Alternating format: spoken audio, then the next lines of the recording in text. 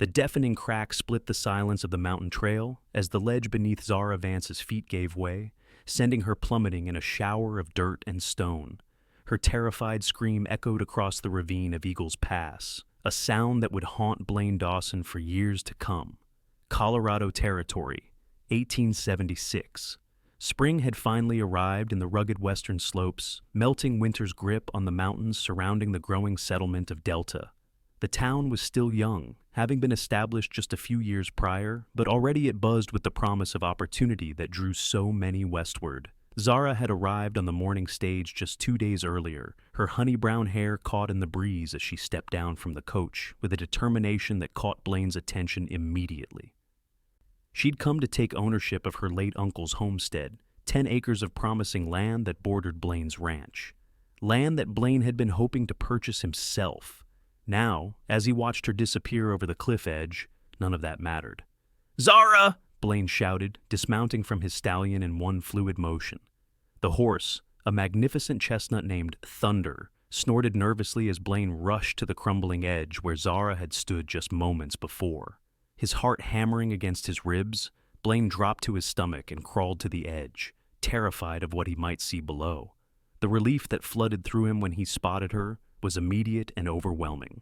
Zara had landed on a narrow ledge about 20 feet down, a precarious outcropping barely 3 feet wide that jutted from the otherwise sheer cliff face.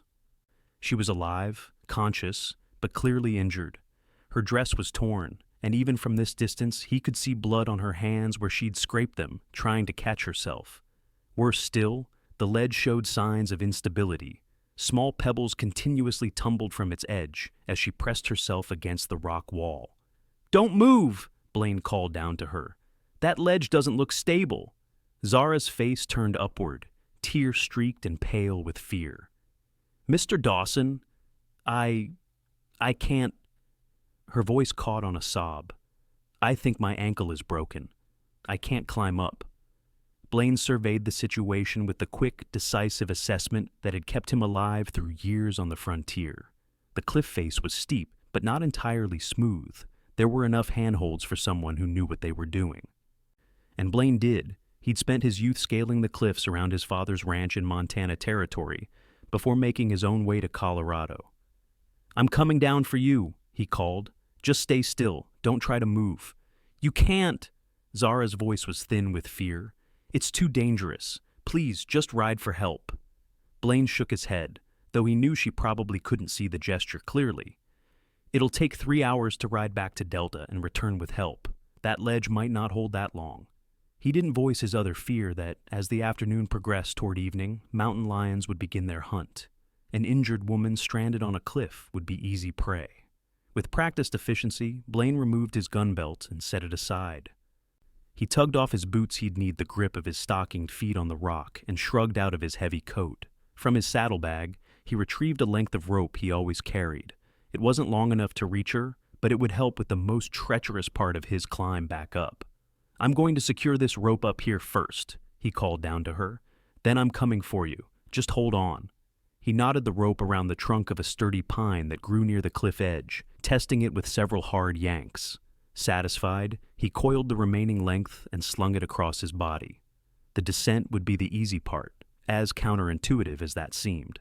Blaine lowered himself over the edge, feeling for toe holds and testing each handhold before trusting his weight to it. Loose rocks skittered down the cliff face as he made his way down, causing Zara to press herself even more firmly against the wall. "Sorry about that," he called, his voice steady despite the precariousness of his position. "Just a little farther." Blaine had grown up in the West. His father had been a trapper before settling down to ranch, and he'd taught Blaine everything he knew about surviving in this unforgiving landscape. Rock climbing had been as natural as riding to young Blaine, but it had been years since he had attempted anything this vertical. Still, the muscle memory remained, and he found himself moving with a confidence that surprised even him. As he neared the ledge where Zara clung, he could see her more clearly. Her skin had gone ashen, her freckles standing out starkly against the pallor. Her green eyes, which had flashed with such independence when she'd informed him that, no, she would not be selling her uncle's land to him, now looked at him with naked fear and desperate hope. "Almost there," he reassured her, reaching for another handhold just above the ledge. His fingers found purchase, and he carefully swung his body toward the outcropping. The moment his feet touched the ledge, a horrifying crack sounded. The stone shifted beneath them, and Zara screamed as it tilted slightly outward. "Don't move," Blaine ordered, his voice calm despite the surge of adrenaline. He pressed himself against the rock wall beside her, distributing his weight as evenly as possible. "We need to get you up top immediately." "I can't climb," she said, her voice trembling as badly as her body. "My ankle?" "You won't have to," Blaine said. "I'm going to carry you." Her eyes widened. "That's impossible. You can't climb and carry me at the same time." "Not impossible," he said, with a confidence he didn't entirely feel. "Just difficult. And the alternative is staying here until this ledge gives way completely." The ledge shifted again, as if to emphasize his point. A few chunks of rock broke away from the edge, plummeting to the canyon floor hundreds of feet below. Zara swallowed hard. "What do I need to do?" Blaine turned so his back was to the rock face. "I'm going to climb with you on my back. You'll need to hold on tight arms around my neck, legs around my waist if you can manage it with your injured ankle." He could see the uncertainty in her eyes, the calculation of their odds. Then determination settled over her features, and she nodded. "I need to get onto your back without moving too quickly," she said. "The ledge—" "I know. We'll go slow. First, I need you to put your arms around my neck." She reached out, her movements cautious and deliberate. Blaine felt her arms encircle his neck, her body pressing against his back. The scent of lavender enveloped him, incongruously delicate in their dire situation. "That's good," he encouraged. "Now, I'm going to help you get your legs up. Your injured ankle is at the left or right?" "Left," she whispered, her breath warm against his ear. "All right, I'm going to lift your right leg first. Then we'll be gentle with the left. Ready?" She nodded, her chin bumping against his shoulder. With careful movements, Blaine helped position her on his back, wincing in sympathy when she couldn't suppress a cry of pain as her injured ankle was jostled. Finally, she was secure, her arms tight around his neck, her right leg gripping his waist, while he supported the weight of her left leg with one arm. The ledge groaned beneath them. There was no more time. Blaine turned to face the cliff, searching for his first handhold. "Hold on to me," he said, his voice low and steady. "Whatever happens, don't let go." He felt her nod against his shoulder, her entire body trembling against his. The first few feet were the hardest. With Zara's weight on his back, finding balance was challenging, and his muscles screamed in protest. Sweat beaded on his forehead, despite the cool mountain air, and his fingers ached as they gripped the rough stone. "You're doing so well," Zara whispered, her voice surprisingly steady given their circumstances. "I can't believe you're doing this." "Been climbing these mountains since I was a boy," Blaine grunted, finding another handhold. "Just haven't done it with such precious cargo before." A small sound escaped her half-laugh, half-sob. "I wouldn't have thought you considered me precious, Mr. Dawson. Not after our disagreement in town yesterday." Blaine managed a strained chuckle as he pulled them up another foot. "A business disagreement doesn't make your life any less valuable, Miss Vance." They fell silent as Blaine concentrated on the climb. Each foot gained was a victory, each handhold a salvation. Halfway up, his arms were burning, his fingers beginning to cramp. The rope was still several feet above them. "I need to rest for just a moment," he said, finding a slightly wider ledge for his foot that allowed him to take some weight off his arms. "Are you still secure?" "Yes," she said, though her arms tightened around him. "Blaine, thank you. If you hadn't been here—" "I was here," he said simply. "And we're going to get out of this." He took 3 deep breaths, then resumed climbing. The rope was finally within reach. He grasped it with profound relief, knowing the worst was behind them. "I've got the rope," he told Zara. "The rest will be easier." Using the rope for additional support, Blaine made quicker progress. Finally, his hand grasped the edge of the cliff top. With a supreme effort, he pulled them up and over, collapsing onto solid ground, with Zara still clinging to his back. For a long moment, neither moved, both gasping for breath, feeling the blessed security of unmoving earth beneath them. Then Blaine gently helped Zara disengage from his back, laying her carefully on the grass, a safe distance from the cliff edge. Her ankle was swollen and beginning to bruise, but the bone didn't appear to be protruding through the skin, a good sign, though it didn't mean the fracture wasn't serious. "We need to get you to Doc Miller," Blaine said, examining the injury without touching it. "But first I need to stabilize this for the ride back." He glanced at the sun's position. "We've got about 3 hours of daylight left, plenty of time if we start now." Zara nodded, her face pinched with pain. "I'm sorry about this, Mr. Dawson. You were kind enough to show me the boundaries of my property, and I repay you by nearly getting us both killed." "Blaine," he corrected, retrieving his boots and coat. "After what we just went through, I think we can dispense with formalities." He cut 2 straight branches from a nearby pine with his knife. "And it wasn't your fault. That trail looked solid enough. No way you could have known it would give way." He fashioned a splint for her ankle using the branches and strips torn from his own bandana. His hands were gentle but efficient, betraying years of practical experience with injuries.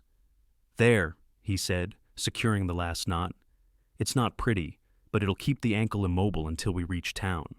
He helped her into his coat, noting how her body still trembled with shock and cold. "This will keep you warm. The temperature drops fast up here once the sun starts down." Thunder had wandered a short distance away to graze, but came immediately at Blaine's whistle. The horse eyed Zara cautiously as Blaine helped her to her feet, or, rather, her one good foot. "I'm going to lift you onto Thunder," Blaine explained. "Then I'll mount behind you so you don't have to worry about balancing." Before she could respond, he'd scooped her into his arms. She was lighter than he expected, though far from insubstantial. Her hands instinctively grasped his shoulders, and for a brief moment, their faces were inches apart. Blaine found himself noticing details he'd missed before the faint spray of freckles across the bridge of her nose, the flecks of gold in her green eyes, the fullness of her lower lip, as she bit it in pain. He cleared his throat and lifted her onto the saddle. Thunder shifted restlessly, but settled at Blaine's low command. In one smooth movement, Blaine swung up behind her, reaching around her to gather the reins. "Lean back against me if you need to," he told her. "It's a long ride back to Delta, and that ankle won't thank you for it." "I've troubled you enough," she began, sitting rigidly upright. "Stubborn woman," Blaine muttered, nudging Thunder into a walk. "Your independence is admirable, Miss Vance, but at the moment, it's misplaced. You've suffered a shock and an injury. There's no shame in accepting help." As they descended the mountain trail, the motion of the horse inevitably jostled her injured ankle, despite Blaine's efforts to keep their pace gentle. Eventually, whether from pain, exhaustion, or simple practicality, Zara relented and leaned back against his chest. "Tell me about your uncle's land," Blaine said after they had ridden in silence for a while. "Why is it so important to you that you won't sell it, even though you've never lived in Colorado before?" The question had been bothering him since their tense conversation in town the previous day. He'd offered a fair price more than fair, in his estimation, for the parcel that would connect his existing ranch to the river. Her flat refusal had taken him by surprise. Zara was quiet for so long that Blaine thought she might not answer. When she did, her voice was soft but resolute. "My Uncle James was the only family I had left after my parents died in '67. Cholera took them both within days of each other. I was 16. Uncle James took me in, raised me as his own." She paused, and Blaine felt her take a shaky breath. He talked about his Colorado land constantly, how beautiful it was, how fertile. "He planned to move here permanently once I was settled, but—" Blaine prompted gently when she fell silent. "His heart gave out last winter. Before he died, he made me promise I would come see his land, that I would give it a chance before deciding whether to keep it or sell it. He said," her voice caught, "he said it was a place where I could finally put down roots after losing so much." Blaine absorbed this in silence, watching the trail ahead as the afternoon shadows lengthened. He understood loss all too well. His own parents were long gone, his mother to childbed fever when he was just 10, his father to a mining accident 5 years later. He'd made his own way since then, working cattle drives and saving every penny until he could afford his own small spread outside Delta. "I understand," he said finally. Promises to the dead carry a special weight. Zara twisted slightly to look up at him, surprise evident in her expression. "Most men would tell me I'm being foolishly sentimental. That land is land, and money is money. Blaine shrugged. Most men haven't had to make and keep promises to ghosts. He adjusted their course around a fallen tree. But I still want to know, what do you plan to do with the land? 10 acres isn't enough for serious ranching, especially for someone with no experience in it. I'm going to grow apples, she said, a hint of her earlier spirit returning to her voice. Uncle James sent me soil samples years ago. A horticulturist in St. Louis confirmed the land would be perfect for an orchard. I've been studying pomology for 3 years in preparation. Blaine couldn't hide his surprise. Apples? In Delta? The elevation, soil composition, and climate are ideal, she insisted. There's growing demand for fruit in mining towns and settlements throughout the territory. Within 5 years, I could have a producing orchard that would support me quite comfortably. 5 years is a long time to wait for a return on investment, Blaine observed. How will you support yourself until then? I have savings, she said, and I'm a trained teacher. I noticed Delta doesn't have a proper school yet. Despite himself, Blaine was impressed. She'd clearly thought this through, which was more than could be said for many who ventured west on little more than dreams and desperation. The sky was beginning to take on the rich golden hue of approaching sunset as the first buildings of Delta came into view. The settlement was still small, a main street with a general store, saloon, small hotel, and assorted businesses, surrounded by scattered houses and homesteads. Doc Miller's practice occupied a tidy white clapboard building at the edge of town.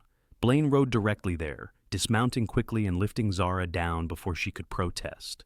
This time, she didn't object to being carried. The pain and exhaustion of the day had clearly caught up with her. Doc Miller, a graying man with kind eyes and a perpetually worried expression, hurried to the door at Blaine's shout. "Good heavens, what's happened?" he asked, ushering them inside. "Miss Vance took a fall on Eagle's Pass," Blaine explained, laying her gently on the examination table. Ledge gave way beneath her. She landed on another ledge about 20 feet down. Ankles injured, probably broken, and she's got some cuts and bruises. The doctor was already examining the makeshift splint. "How did you get her back up from the ledge?" he asked, not looking up from his work. "Mr. Dawson climbed down and carried me up on his back," Zara said, her voice holding a note of wonder, as if she still couldn't quite believe it herself. Doc Miller's eyebrows shot up as he glanced at Blaine. "That's so? Well, that was either the bravest or the most foolhardy thing I've heard in some time." "Didn't see much alternative," Blaine said with a shrug, suddenly uncomfortable with the admiration in Zara's gaze. "Well, Miss Vance, let's have a look at this ankle," the doctor said, gently removing the splint. Blaine stepped outside to give them privacy, using the time to water Thunder and settle his own still jangling nerves. The climb had been more harrowing than he'd let on. There had been moments when he wasn't sure they would make it, when his muscles had threatened to give out, or a handhold had crumbled beneath his fingers. He was still standing there, lost in thought, when Doc Miller came out about 20 minutes later. "She's got a clean break," the doctor reported. "I've set it and put on a proper cast. She'll need to stay off it for at least 6 weeks, preferably 8. I've given her something for the pain. She'll be quite drowsy soon." Blaine nodded. "Can she be moved to the hotel?" "Carefully, yes, but she'll need help. She can't put any weight on that foot, and she'll need assistance with, well, most things for a while." The doctor gave him a thoughtful look. "She mentioned she doesn't know anyone in town besides you." Blaine ran a hand through his hair. "We only met yesterday. I offered to buy her land. She refused. Today I was showing her the property boundaries when the accident happened." Doc Miller's mustache twitched. "Well, regardless, she needs help. I'd offer to let her stay here, but Mrs. Miller's sister is visiting with her 3 children, and we're already bursting at the seams." Blaine sighed, knowing what was coming. "The hotel isn't really set up for someone in her condition," the doctor continued. "No one to help her, stairs to climb, meals to fetch." "You think she should stay at my place?" Blaine said flatly. "You do have that housekeeper, Mrs. Perkins, isn't it? And your ranch house is all on one level. It would be the most practical solution. Just until she's mobile enough to manage on her own." Blaine stared at the horizon, where the sun was now a half disk of blazing orange. The idea of having Zara Vance in his home, underfoot for weeks, was disconcerting, especially given how strongly she'd featured in his thoughts since their first meeting. But the doctor was right. There weren't many good options in a town as small as Delta. "I'll ask her," he said finally, "but it's her decision." When he re-entered the doctor's office, Zara was sitting up on the edge of the examination table, her casted foot extended awkwardly before her. She looked small and vulnerable in his too large coat, her hair coming loose from its pins, dark smudges of exhaustion beneath her eyes. "How are you feeling?" he asked, standing somewhat awkwardly in the doorway. "Better, thank you," she said, though her pallor suggested otherwise. "Dr. Miller says the break is clean and should heal well if I'm careful." Blaine nodded, then cleared his throat. "The doctor and I were discussing your situation.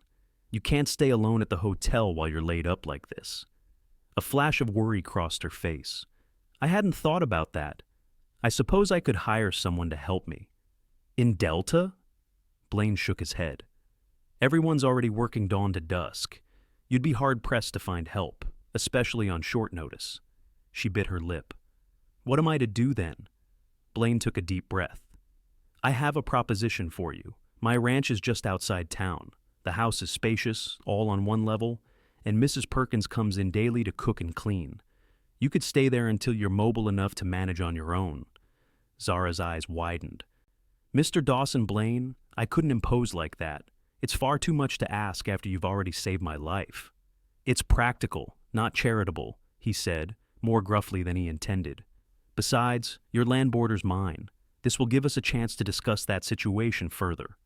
A spark of suspicion flared in her eyes. "Is that what this is about? You think if I'm staying at your ranch, you can convince me to sell?" Blaine felt a flare of irritation. "For God's sake, woman, I'm not trying to swindle you. I'm offering help because you need it. Take it or leave it, but don't insult me by suggesting I'd use your injury to manipulate you." They glared at each other for a long moment before Zara's expression softened. "I apologize," she said quietly. "That was ungracious of me, especially after everything you've done today. If you're certain it's no imposition, I would be grateful for your hospitality until I can manage on my own." The matter settled, Blaine arranged for her few belongings to be collected from the hotel, while he procured a wagon to transport Zara to his ranch. By the time they arrived, night had fallen completely, and she was barely conscious from the pain medication. Mrs. Perkins, a robust widow in her 50s who had been keeping house for Blaine for the past 2 years, took charge immediately, directing Blaine to carry Zara to the guest bedroom and then shooing him out so she could help the young woman get settled. Blaine retreated to his study, pouring himself a generous measure of whiskey.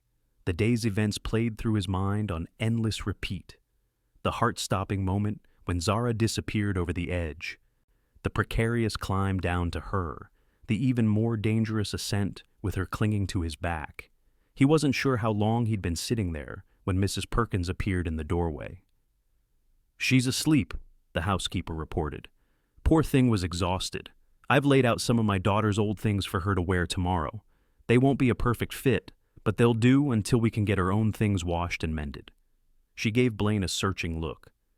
"That was quite a thing you did today, Mr. Dawson. Not many men would have risked that climb." Blaine shrugged uncomfortably. "Anyone would have done the same." Mrs. Perkins snorted. "We both know that's not true. Plenty would have ridden for help, knowing full well that ledge wouldn't hold for 3 hours. She shook her head. "Well, I've made up the small bedroom off the kitchen for myself. I'll stay on until Miss Vance is better able to manage. Can't have a proper young lady staying here without a chaperone, especially not one as pretty as that one." Blaine nearly choked on his whiskey. "That's not necessary, Mrs. Perkins. This is simply a matter of practical assistance to a neighbor in need." The housekeeper's knowing smile made him scowl. "Of course it is, Mr. Dawson. All the same, I'll be staying on. My sister can mind my house for a few weeks." After she left, Blaine sat for a long time, staring into the amber depths of his drink. Mrs. Perkins wasn't wrong. Zara Vance was uncommonly pretty, but that had nothing to do with his offer of help. He'd have done the same for anyone in her situation. At least, that's what he told himself as he finally retired to bed. The memory of Zara's body pressed against his during their perilous climb, following him into uneasy dreams. The next morning, Blaine was up at dawn as usual, completing his chores before returning to the house for breakfast. He found Zara already awake, sitting at the kitchen table with her casted foot propped on a stool. She wore a simple blue dress that was indeed a bit large on her slender frame, her hair neatly braided over one shoulder. The sunlight streaming through the window caught the red-gold highlights in the brown strands, making them gleam like burnished copper. "Good morning," she greeted him, a hint of color rising to her cheeks. "Mrs. Perkins has been telling me about your ranch." "It sounds impressive for a man your age." Blaine poured himself coffee from the pot on the stove. "It's modest enough. 50 head of cattle, 10 horses, enough cropland to feed them and us through the winter." "But you've built it all yourself, with no family backing," she persisted. "That's remarkable." He shrugged, uncomfortable with the praise. "Hard work and a bit of luck. Nothing special about it." Mrs. Perkins bustled in with a plate of flapjacks and bacon. "Don't let him fool you, Miss Vance. Mr. Dawson works from sunup to sundown most days. Started with nothing but a rundown cabin and 5 scraggly cows 6 years ago. Now he's got one of the most promising spreads in the county." Blaine shot her an irritated look, which she blithely ignored. "How's the ankle this morning?" he asked Zara, changing the subject. "Painful," she admitted.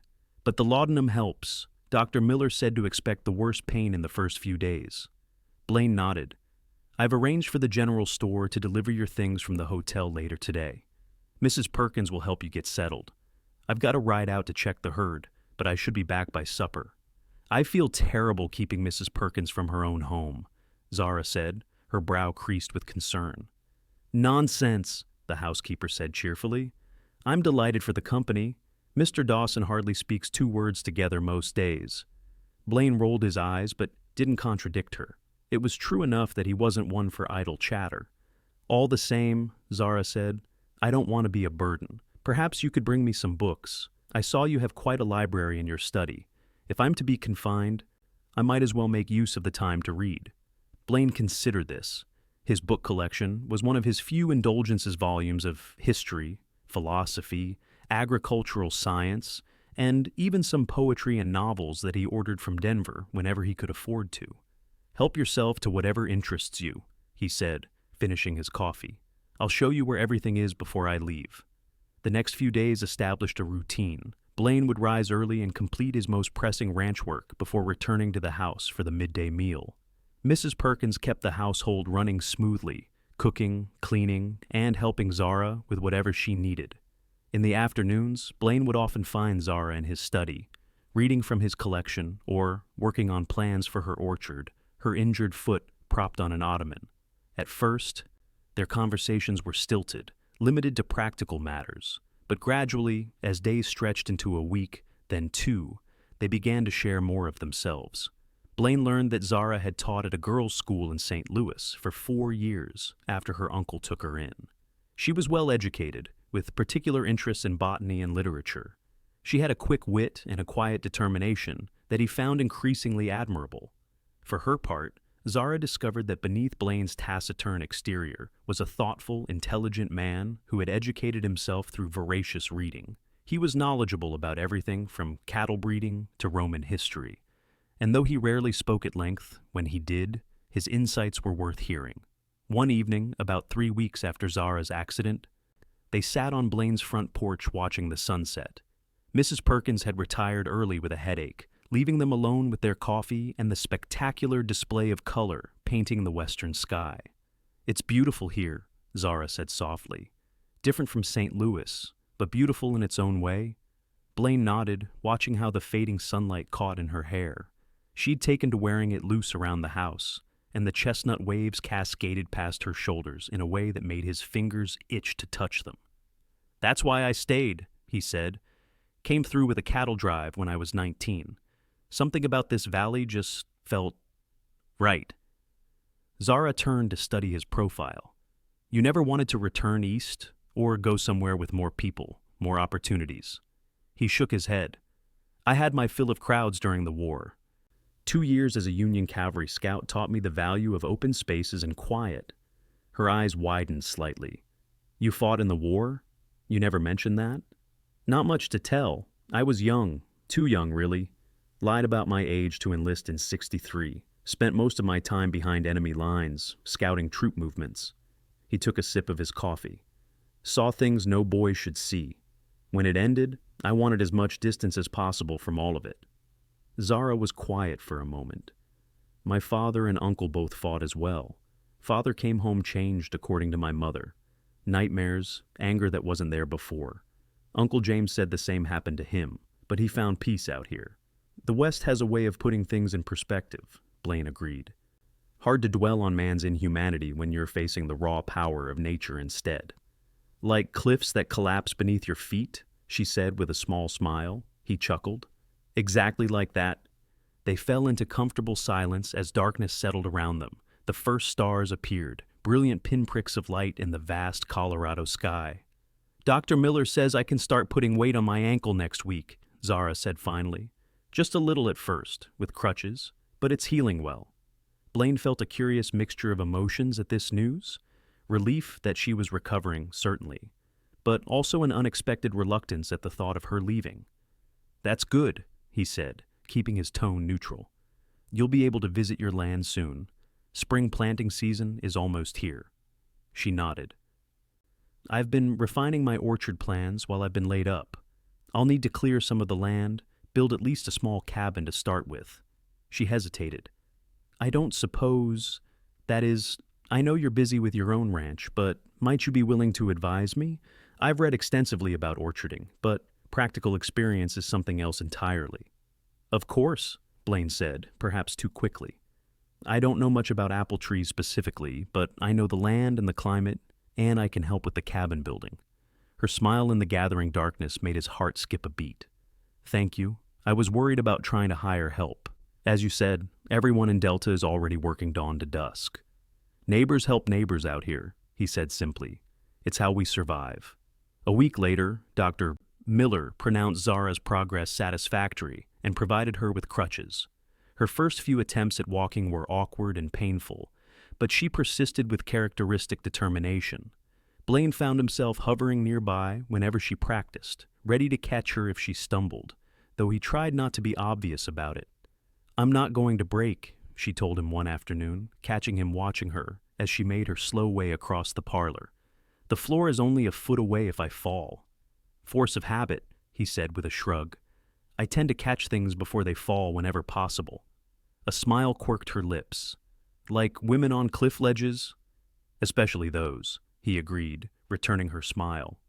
As Zara gained mobility, she began accompanying Blaine on short trips around the ranch. He would help her into the wagon, tuck blankets around her legs, and drive her to various spots of interest, the creek that marked their shared property line, the stand of cottonwoods where he planned to build a larger barn the following year, the high meadow where wildflowers were just beginning to appear. During these excursions, they talked more freely than in the house, where Mrs. Perkins' presence, while comforting, did create a certain formality. Zara told Blaine about growing up in Kentucky, about losing her parents, about her uncle's kindness in taking her in. Blaine shared stories of his own childhood in Montana, his years working cattle drives across the territories, his dreams for expanding his ranch. One crisp spring morning, they visited Zara's land together for the first time since her accident. Blaine drove the wagon as close as possible to the spot where her uncle had marked the boundaries, then helped her down, supporting her as she navigated the uneven ground with her crutches. The 10 acres sat in a natural basin, sheltered from the worst of the mountain winds by a ridge to the west. A small creek, a tributary of the river that ran through Blaine's property, curved through the southeast corner. The soil was dark and rich, the terrain gently sloped, ideal for an orchard, as Zara had said. Uncle James chose well, she said, surveying the land with satisfaction. The elevation, the water access, the soil, it's perfect. Blaine had to agree. Though he'd initially wanted the parcel to secure his access to the river, he could see now why it held special value for orcharding. The protected basin would give young trees a fighting chance against Colorado's sometimes harsh weather. Where would you put the cabin? He asked, genuinely curious about her plans. Zara pointed to a flat area near the creek. There, I think. Close to water, but high enough to avoid flooding if the creek rises. The morning sun would hit it first thing, which would be welcome in winter. Blaine nodded.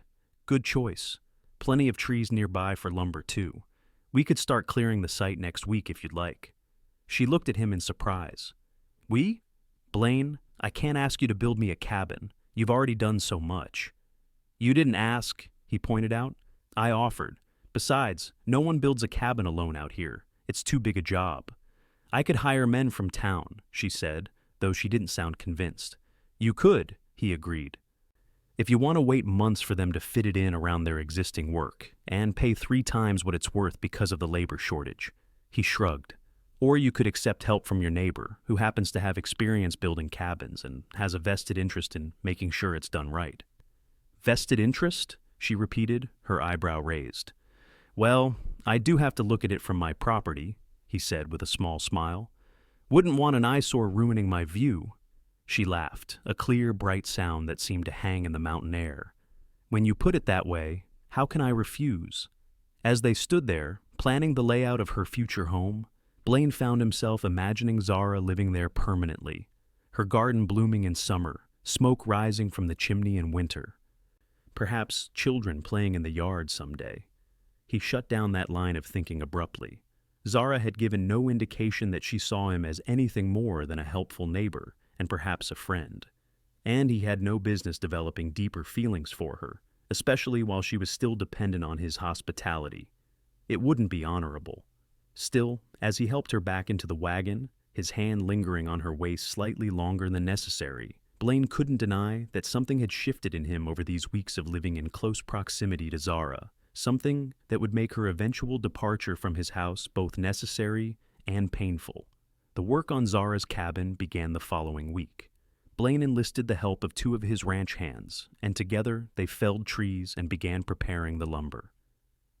Zara insisted on being present as much as possible, supervising from a chair Blaine set up in the shade, her injured leg propped on a crate. Despite her limited mobility, she contributed meaningfully to the project, keeping records of materials, preparing meals for the workers, and offering her clear vision for the final result. She wanted a modest cabin to start 1 main room, with a small bedroom attached and a covered porch facing the creek. Later, once the orchard was established, she planned to build something more substantial. As the days passed, Blaine found himself increasingly admiring Zara's practical approach. She wasn't afraid of hard work or simple living conditions, despite her refined education and Eastern background.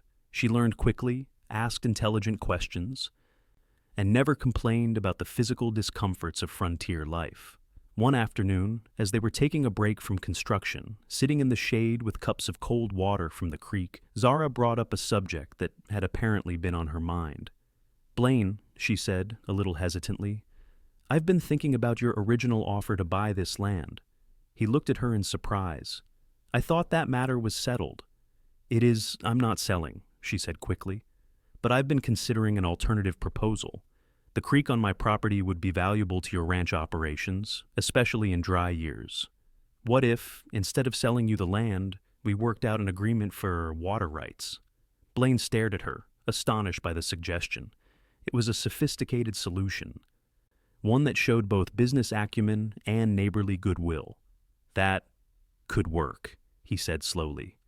I'd pay you an annual fee for guaranteed access to the creek, regardless of whether I needed it that year or not. She nodded. Exactly. It would provide me with a reliable income while I'm establishing the orchard, and you'd have the water security you want for your herd. It's a fair proposal, he acknowledged. More than fair. I'm surprised you thought of it. A flash of irritation crossed her face. Because I'm a woman or because I'm from the East? Neither, he said, holding up his hands in a placating gesture. Because most people think in absolute sell or don't sell. The idea of unbundling the rights to the property is more sophisticated than what I typically encounter out here. Her expression softened. Oh, well, Uncle James had investments in several mining operations. I helped manage his affairs after he became ill. I learned a lot about creative business arrangements. I'd be happy to work out an agreement along those lines, Blaine said. We can draw up papers once the cabin is habitable and you're settled. The work on the cabin progressed steadily. By the time Zara's cast was removed 6 weeks after her accident, the structure was taking shape: walls up, roof on, windows and door installed. It was simple but solid, built to withstand Colorado's variable weather. Dr. Miller pronounced her healing satisfactory, but cautioned her to continue using a cane for support and to avoid overexertion. The bone has knit well, but it's still strengthening, he explained. No climbing or horseback riding for at least another month.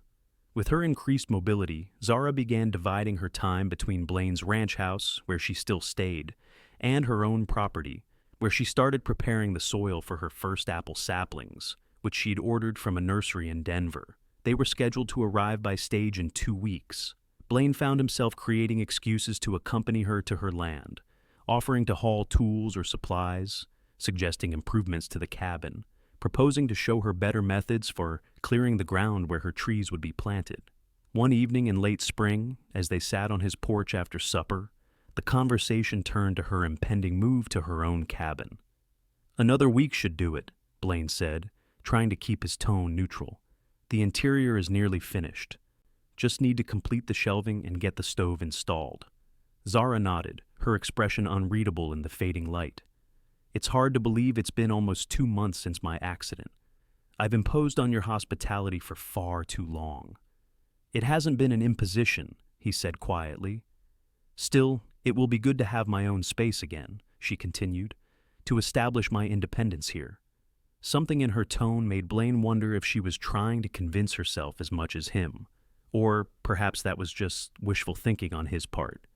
"You know," he said carefully, "even after you move to your cabin, you're welcome here any time, for meals or company or if you need anything at all." She turned to look at him then, her face partly shadowed, partly illuminated by the lamplight spilling from the window behind them.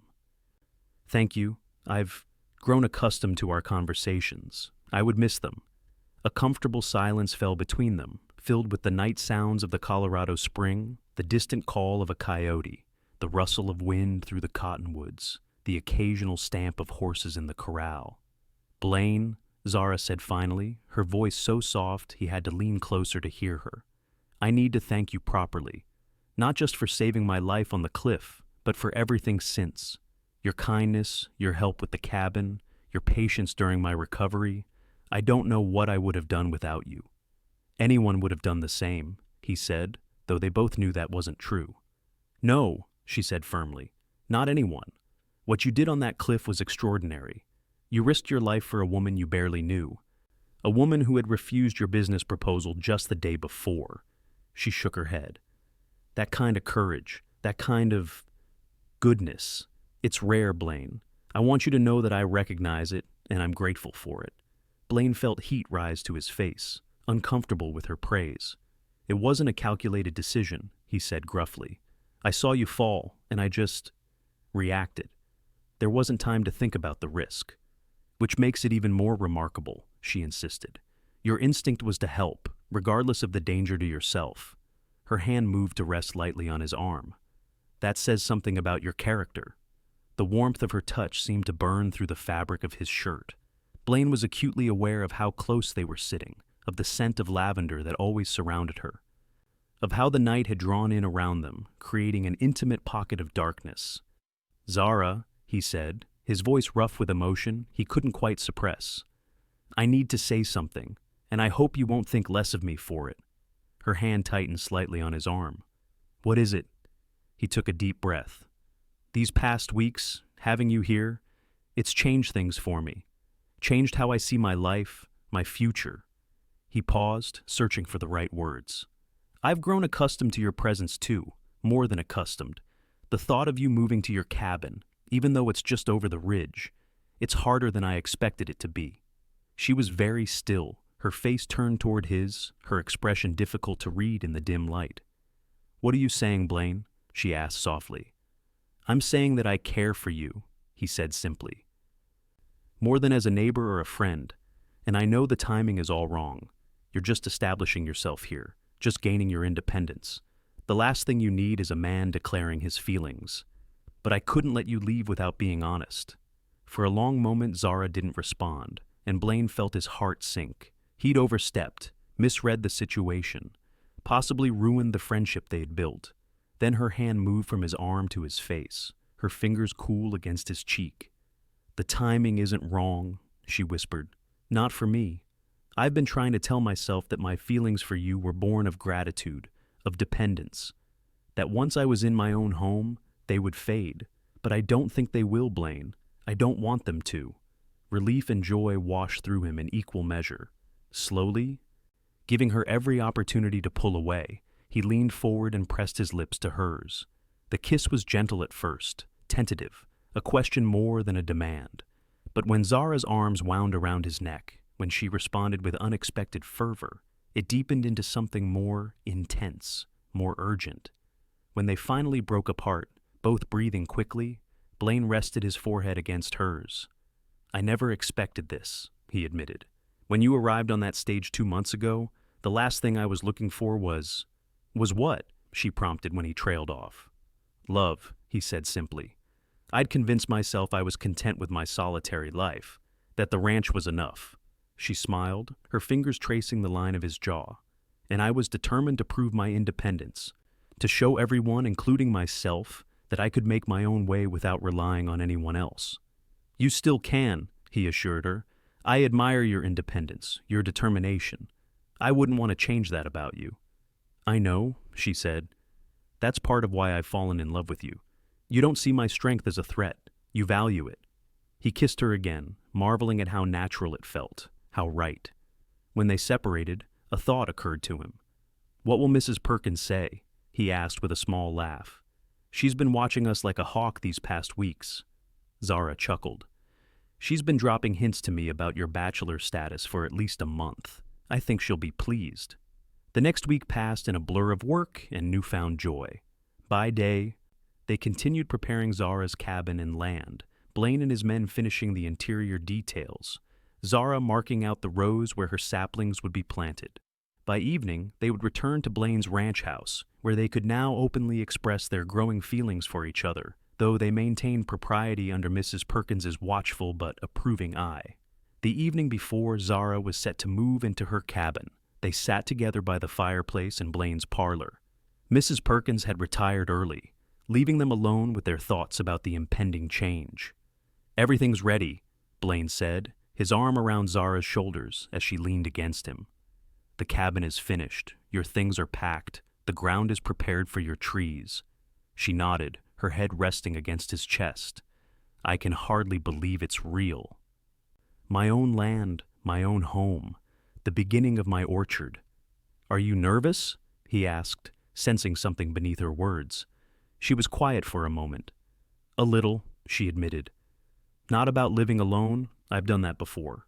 More about whether I can make this work. The orchard, I mean. It's a big undertaking." "You won't be doing it alone," he reminded her. "I'm just over the ridge, and I've been thinking..." He hesitated, then pressed on. "What if we formalize our partnership?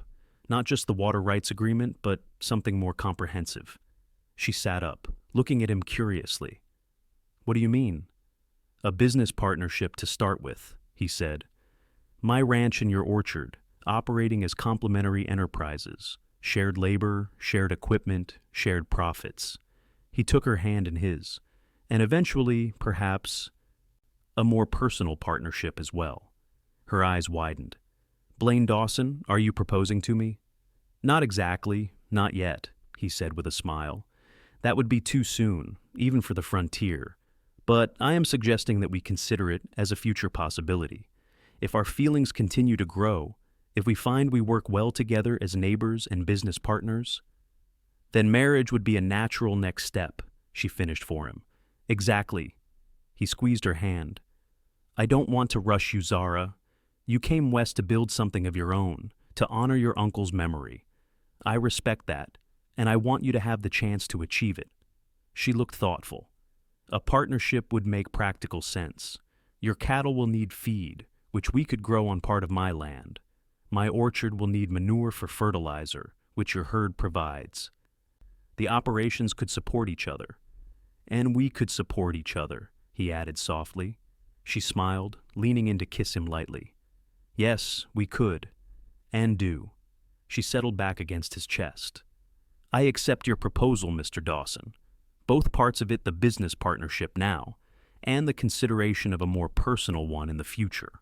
The next morning, they loaded the last of Zara's belongings onto the wagon and drove to her new home.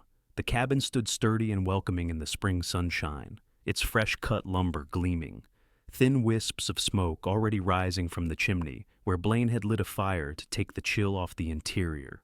"Home," Zara said softly as Blaine helped her down from the wagon.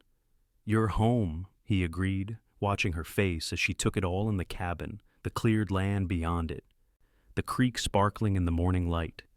"At least for now." She squeezed his hand. "For now," she agreed.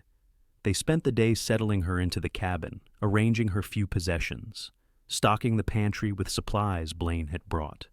By late afternoon, everything was in place, and a sense of accomplishment hung in the air. "I should head back," Blaine said reluctantly as the sun began to dip toward the horizon. "Let you have your first night in your new home." Zara nodded, though she looked equally reluctant to see him go. "Will you come tomorrow?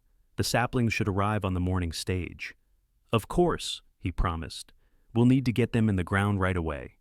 He kissed her goodbye, a lingering kiss that held the promise of future days together.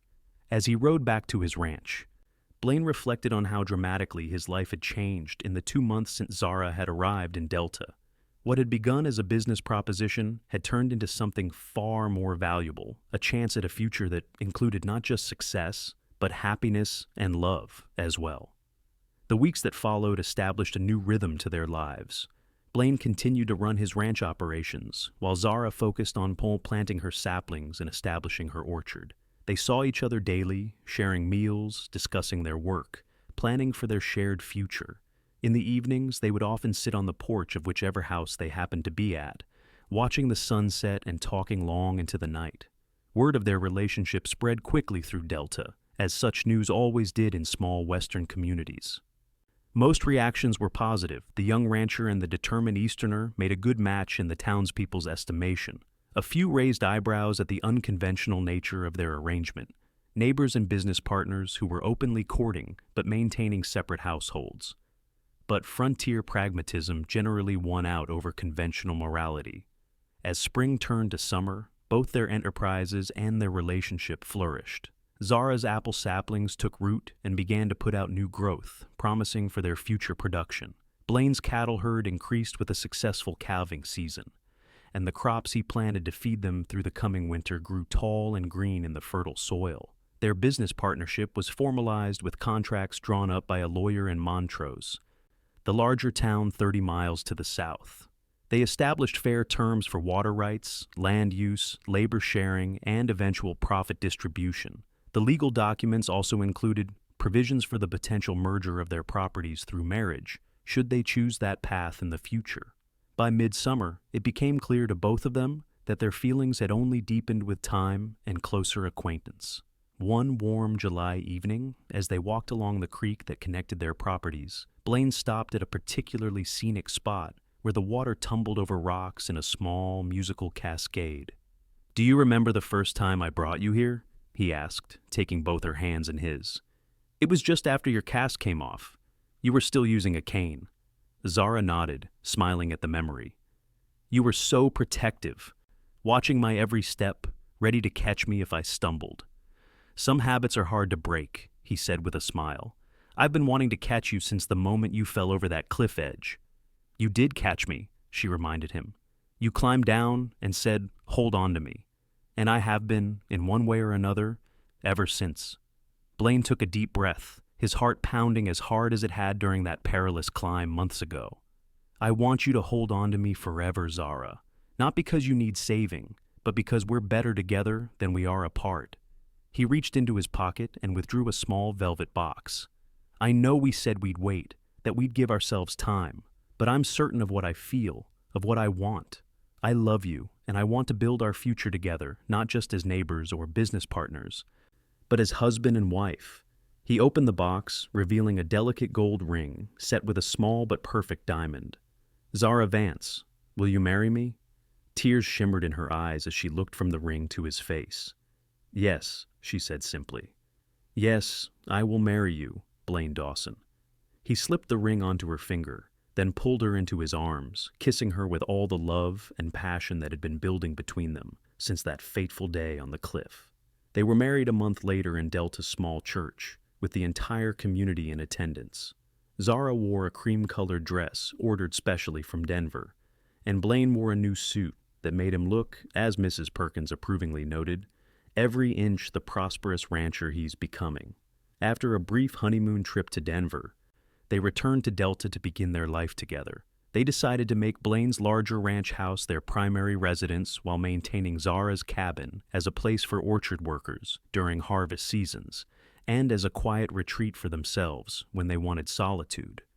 As their first year of marriage progressed, they worked side by side to expand both the ranch and the orchard.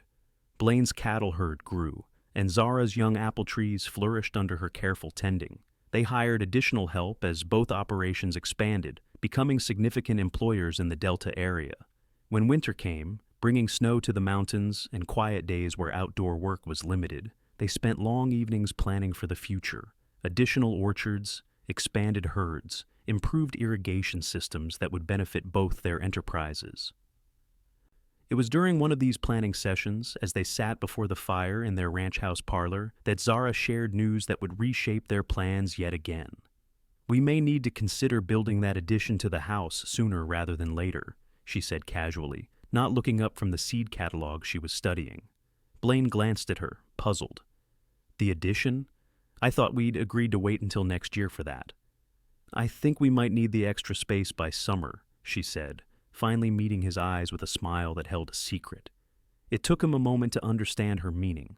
When he did, joy spread across his face. "Are you saying—" She nodded, setting aside the catalog to take his hands. "Dr. Miller confirmed it yesterday. We're going to have a baby, Blaine. Probably in late July or early August." He pulled her into his arms, holding her as if she were made of the most precious material on earth. "A baby," he repeated, his voice rough with emotion. "Our baby."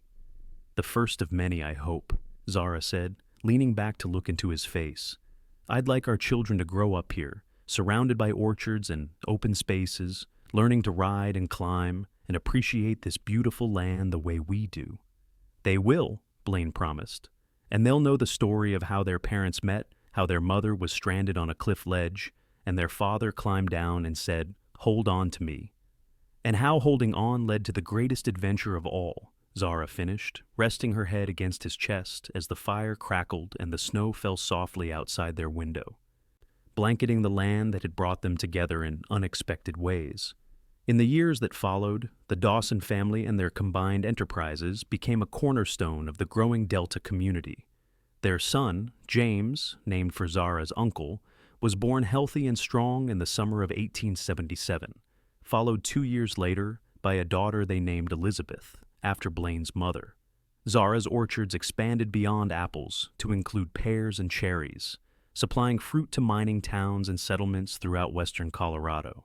Blaine's cattle operation grew to be one of the largest in the county, with improved breeding stock brought in from the east to strengthen the herd. Together, they weathered the challenges that came with frontier life: harsh winters, occasional drought years, economic fluctuations that affected both the cattle and fruit markets. But through it all, their partnership, both personal and professional, remained strong, founded on mutual respect, shared goals, and deep love. Sometimes, on clear summer evenings, they would ride together to Eagles Pass, to the spot where Zara had fallen and their story had begun. Standing safely back from the edge, they would look out over the valley they had helped to transform, at the patchwork of green orchards and grazing land that represented their shared vision and hard work. "Do you ever think about how differently things might have turned out?" Zara asked on one such visit, as they watched the sunset paint the cliffs in shades of gold and rose. "If I hadn't fallen that day, or if you hadn't been there to rescue me."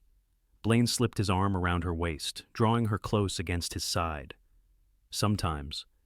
But then I remember something my father used to say, that life has a way of bringing people to where they need to be, even if the path getting there is unexpected." "Or dangerous," Zara added with a smile, leaning her head against his shoulder. "Or dangerous," he agreed. "But worth it. Every moment, every struggle, every triumph, all of it worth it to build this life with you." As they turned to ride home in the gathering twilight, toward their children, their home, and the future they continued to build together, both knew with absolute certainty that what had begun as a desperate rescue on a crumbling cliff edge had become the foundation for a love as enduring as the mountains themselves, solid, steadfast, and reaching always toward the sky.